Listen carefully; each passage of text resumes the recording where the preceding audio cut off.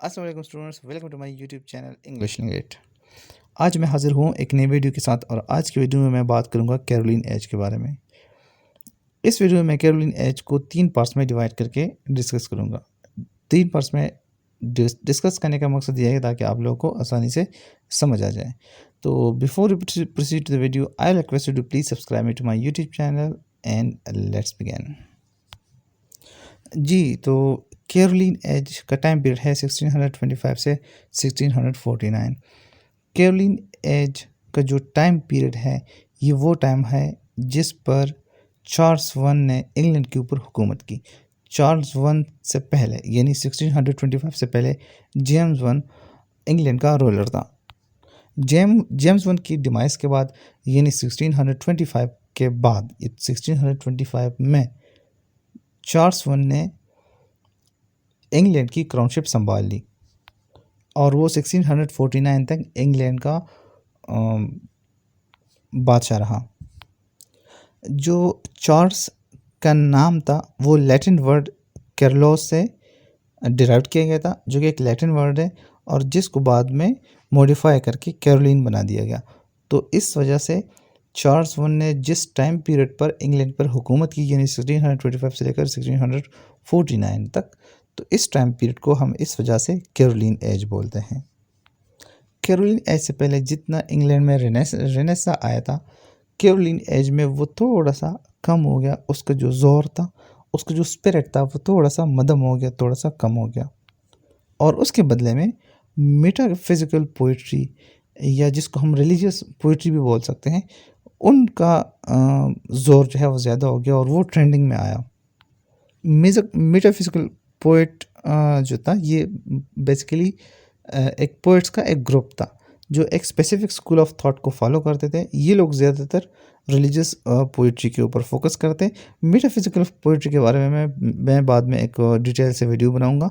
फ़िलहाल जो है यहाँ पर आप ये कंसिडर करें कि रेनेसा जो था वो यहाँ पर थोड़ा सा उसमें डिक्लाइन आया और मेटाफिजिकल पोइट्री जो है उसमें राइजिंग शुरू हुई कैरोलिन एज में।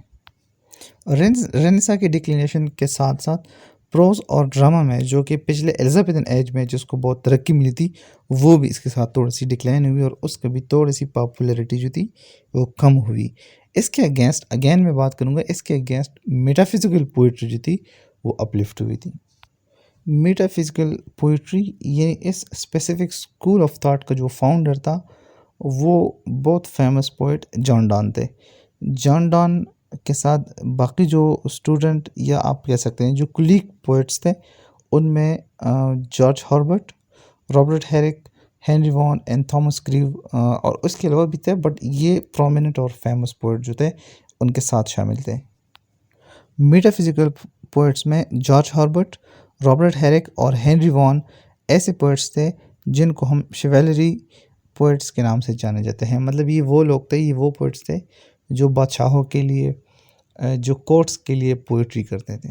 उनकी पोइट्री में आपको एरिस्टोक्रेसी नज़र आएगी, इनकी पोइट्री में आपको अमीरपन नज़र आएगा, भारीपन नज़र आएगा। इनकी पोइट्री जो थी वो कोर्ट्स के लिए थी।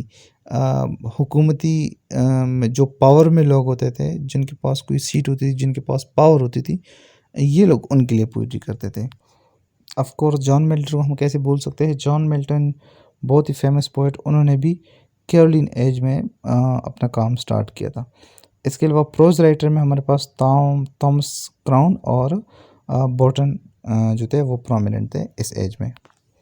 अगर हम इस पीरियड के सिविल वार और पॉलिटिकल अनरेस्ट या political situation, political up down की बात करें तो हमें इस पीरियड में क्लियरली नज़र आता है कि इस पीरियड में सिविल वार जो था वो एम्फेसाइज हुआ था। इस पीरियड में सिविल वार में इंग्लैंड में एक जो लोग थे इंग्लैंड के, इस पीरियड में वो क्लियरली 2 हिस्सों में डिवाइड हो गए थे। एक हिस्सा जो था, कुछ लोग जो थे, मतलब एक कुछ तादाद लोगों की ऐसी थी जो पार्लियामेंट को सपोर्ट करती थी और उनको हम बोलते हैं राउंड हेड्स। याद रखना, ये एक मल्टीपल चॉइस का क्वेश्चन है जो किसी भी लेवल के MCQs में पूछा जा सकता है। सिविल वार में जो लोग पार्लियामेंट को सपोर्ट करते थे उनको हम बोलते हैं राउंड हेड्स, और दूसरी जो पार्टी थी जो किंग को सपोर्ट करती थी, जो शेवेलियर्स को सपोर्ट करती थी, जो एरिस्टोक्रेसी को सपोर्ट करती थी, उनको हम बोलते हैं शेवेलियर्स। ये पॉलिटिकल अनस्टेबिलिटी जो थी और ये जो डिफरेंसेस था और ये कन्फ्लिक्ट था between the king and parliament, ये राइज हुआ, ये बहुत टॉप पे चला गया फिर 1642 में, और 1642 में ही चार्ल्स वन को बैनिश कर दिया गया and he remained banish until 1649। सो आप ये कह सकते हैं कि कम्प्लीटली तौर पर चार्ल्स वन को 1649 में बैनिश कर दिया गया।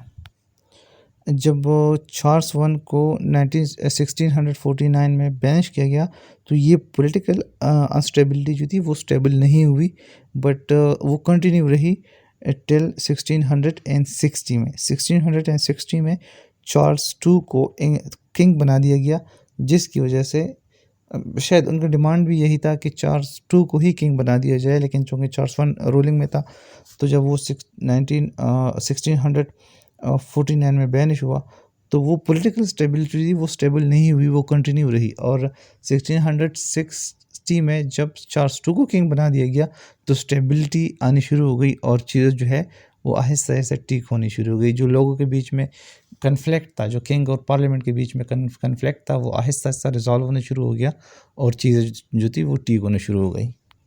अगर हम कैरोलिन पोइट्स की बात करें तो कैरोलिन पोइट्स में सबसे टॉप पे हमारे पास मौजूद है जॉन मिल्टन।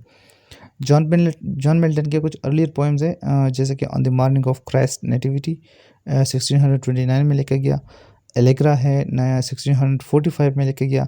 इसके अलावा लेसिडास है, ये एक एलेगी है on the death of Edward King. Paradise Lost है, पैराडाइज रीगेन्ड है।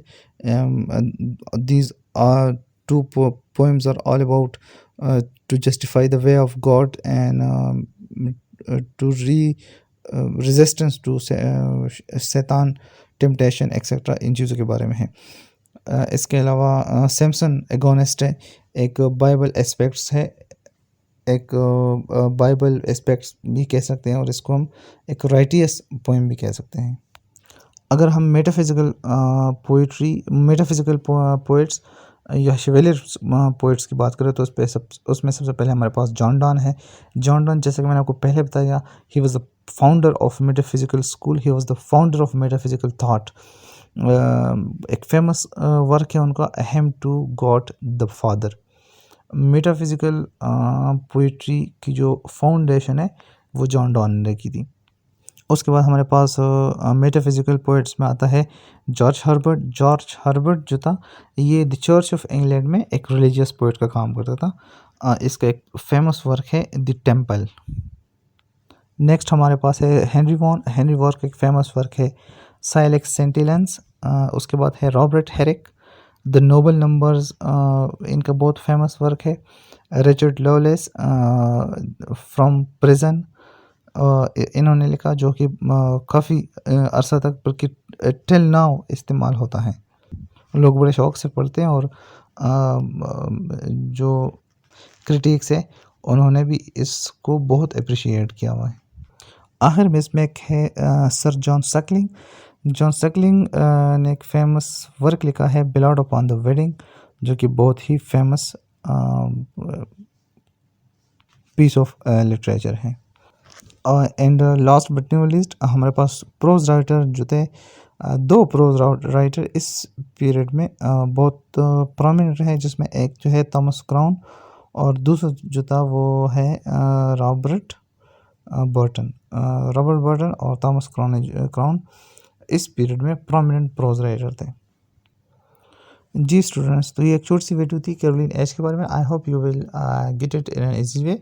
अगर आप लोगों को कोई चीज़ समझ नहीं आई तो आई विल रिक्वेस्ट यू कि उसको आप कमेंट बॉक्स में ड्रॉप कर दे। I will respond to that. मैं रिक्वेस्ट करूँगा कि अगर आपको कोई चीज़ समझ नहीं आती तो आप इस वीडियो को बार बार देखें, 2 बार देखें, 3 बार देखें, 4 बार देखें। आई होप को आपको ईजी समझ आ जाएगी कि इसमें कोई ऐसी कोई मुश्किल चीज़ नहीं है।